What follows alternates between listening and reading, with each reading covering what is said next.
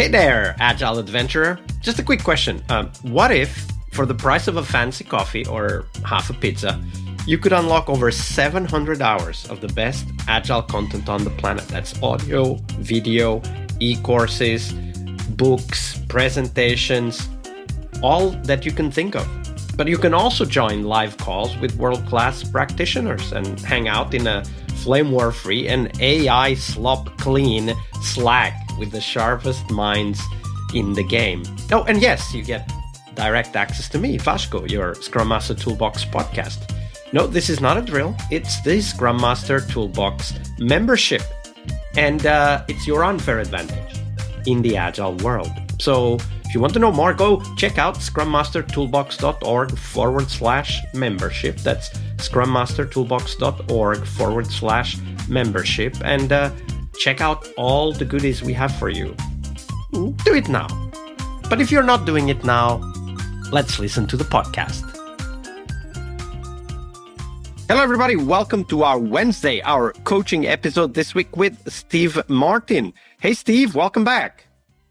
So, well, it's great to be back. And thank you for having me back. Absolutely. It's a pleasure to have you back. And today is coaching day here on the podcast. And in the coaching day, we want to explore a topic, a particular challenge that you might be facing. And then we'll have a coaching conversation where we explore the topic, try to take on different perspectives on the topic, and then come up with potential ideas on experiments so that we may learn what might resolve or what might help us move forward regarding that topic. So, Steve, share with us, what's the topic you have for us this week? Well, Vasco, it's been a while since I've been a Scrum Master. I don't really do so much coaching nowadays. It's more I do more training and mentoring and also facilitating, in working with clients in that regard. I wanted to focus the big challenge I think that comes up a lot for me and for my mentees as well is that I think Agile as a whole. So I wanted it to become more of a broader topic. Is that Agile as a whole? I feel like we're on the back foot a little bit. And have been perhaps regressing a little bit for a while. That seems to be a lot of fatigue in the industry. Transformation is probably in its current form very, very it doesn't seem to have been a success, and we need to really reflect that. And I think as Agilists, Agile professionals, coaches, Scrum Masters, I think we have perhaps a responsibility to really take stock and reflect on how things are at the moment and how can we.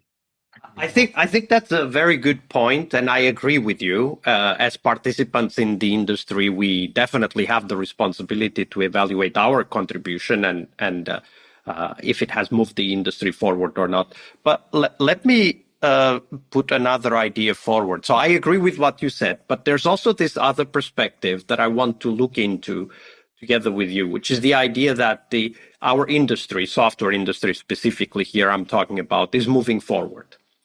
It is inevitable because time moves forward. Now, we may, from our perspective, say that it has stagnated. There was kind of an improvement boom when Agile came about, but now it's stagnated. But on the other hand, I was just talking to a friend the other day about the Garmisch conference I think it was the end of the 50s, if I remember correctly, either that or early 60s, where the software industry got together, declared the first software crisis.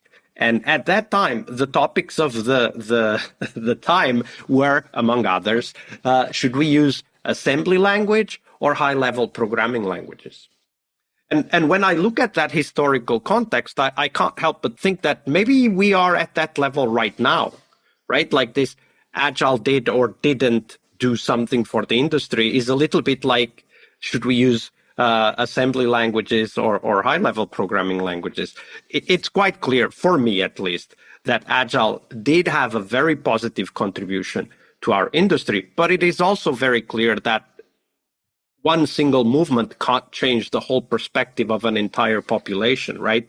Like Agile brings a lot of things that are counterintuitive to people who were born and trained in the predictive linear planning school, like project management mostly is. So what I'm considering, taking on your trigger of, okay, how do we take stock? How do we analyze our contribution? I'm considering if we are being a little bit too hard on ourselves and wanting to change too many things at the same time and having such a deep impact that it would be obvious that we had a deep impact, instead of acknowledging that actually everything we do, even all the small things we do, are kind of moving the industry forward. And Agile is one, but there will be others. Agile is not the first, and it's not the last big change in the software industry. How do you look at it, like taking that perspective now as an Agile practitioner? How do you look at the whole industry evolution and our role as Agilists in it?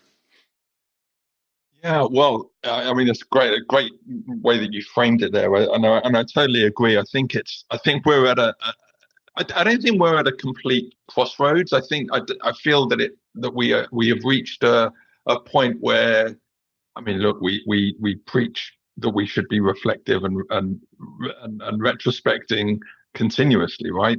And I think that's possibly where we're at with Agile as a whole, is that we're in a place where we need to be looking at, well, what's working for us and what is, and how can we help our teams, our leaders, our organizations to improve, or to, it's still relevant. It's still hugely vital and essential to, like never before. Organizations need to have a need to be working in a state of agility with rapid decision making, with aligned teams, with value being delivered at pace. That hasn't gone away.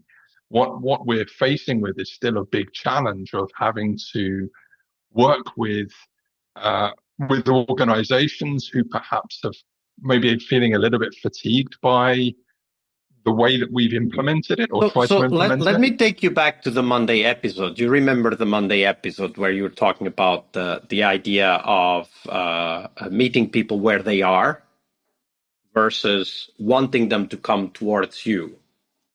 And I'm thinking, if that's not where we are collectively as an Agile practitioners community, that we are still very much in that point of not meeting the industry where it is, but rather wanting it to come towards us. I mean, there's nothing wrong with a little bit of, spiking debate and trying to contrast things. Like I do that with no estimates. I don't think that's wrong in any way, but I'm not trying to convince everybody to use no estimates. I'm just trying to explain why no estimates is a good approach. Whether it's the best or not, I'm not trying to sell it as the best. I don't think I've learned everything I need to learn about software development. I think it will take a long time before that happens. But I can already say it's much better in certain conditions. So could the fatigue that we are all collectively experiencing be a little bit of, hey, I've been preaching for so long and they're still not listening to me kind of reaction? Yeah, I think you definitely have something there, for sure. I had a conversation with a colleague of mine, Adi Shakoya, recently, and he talked about, and to your point about meeting them where they are, he talked about, what we don't tend to do is we teach transformation, we support transformation, we help change, but we don't really understand what they're changing from, and really kind of getting into the understanding, the mindset of, well, where are they coming from, so that we can actually empathize and meet them where they are right there and then, so that we can then help them along, rather than, as you say, kind of force them over.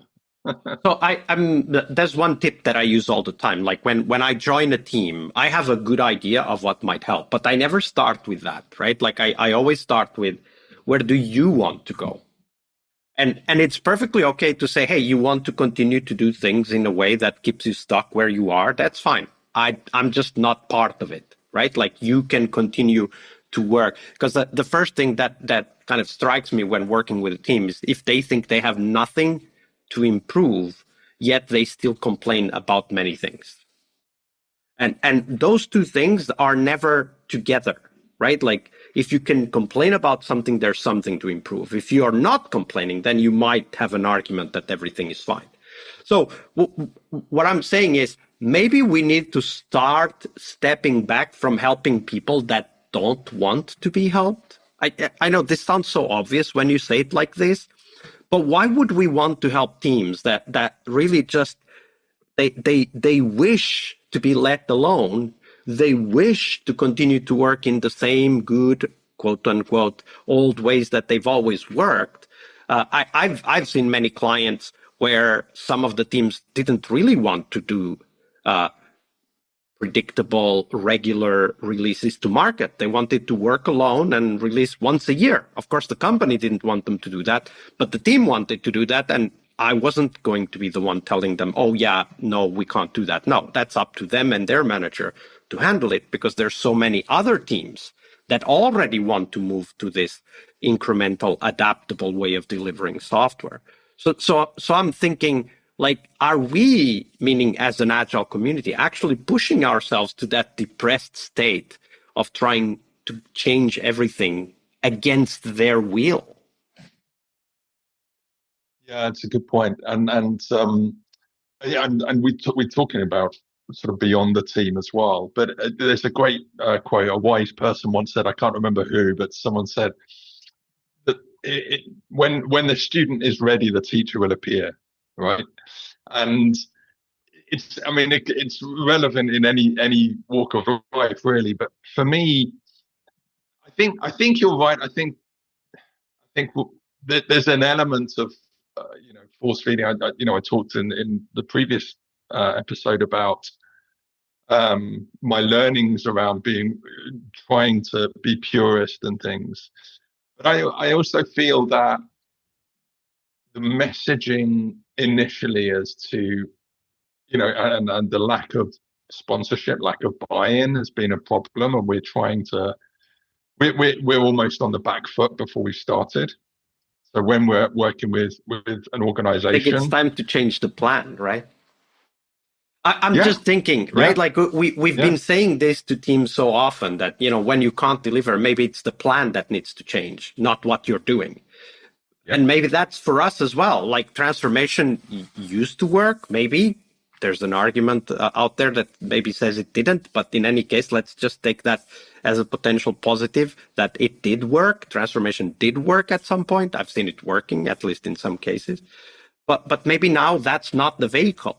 Maybe the vehicle is different, and it might be different in every context. I can't predict what it might be in your context or the context of the listeners. But if we try to do something and it fails often, maybe it's time to get that as input, as information, and kind of change direction. Do you have an idea of what direction that could be? Well, yeah, I think the age of Big Bang transformation. I mean, that should never have been a thing, but it's something that has become a big thing. And in my eyes, my experience, it hasn't been a great success. There has been some small wins for sure, no doubt. But in terms of Big Bang transformation, 10, 15, 20 Agile coaches being brought in to save the world, I think the age of that has gone. I think organizations are now looking at it and going, well, how has it really helped us? They've spent an awful lot of money and they haven't really seen the results. So we need to look a little bit differently and do it more and again, what we preach, in that we should be looking at doing test and learn, being innovative, trying out small pilots, and then scaling when ready. But it doesn't seem to be like that. I think that's a very important point, right? Like we need to adapt to the reality of the moment. And I think that's the key message. Now, what that means, only you, dear listener, can say, because you're the one that is there in context, seeing what is happening. Steve, thank you very much for that shared reflection. Well, thank you, Vasco. All right, I hope you liked this episode. But before you hit next episode, here's the deal. This podcast is powered by people like you, the members who wanted more than just inspiration. They wanted real tools and real connection to people who are practicing Agile every day. We're talking access to over 700 hours of Agile Gold, CTO level strategy talks, summit keynotes, live workshops, e-courses, deep dive interviews, books, and if you're into no estimates, we got the pioneers of no estimates in those deep dive interviews as well. Agile business intelligence, creating product visions, coaching your product owner courses, you name it. You'll get invites to monthly live Q&As with Agile pioneers and practitioners, plus a private Slack community, which is free of all of that AI slop you see everywhere, and of course, without the flame wars. It's a community of practitioners that want to learn and thrive together. It's the best place to connect with community and learn together. So if this podcast has helped you before, imagine what you will get from this podcast membership. So head on over to scrummastertoolbox.org/membership and join the community that's shaping the future of Agile. And we have so much for you. So check out all the details at scrummastertoolbox.org/membership, because listening is great, it's important, but doing it together, that's next level. I'll see you in the community Slack. We really hope you liked our show.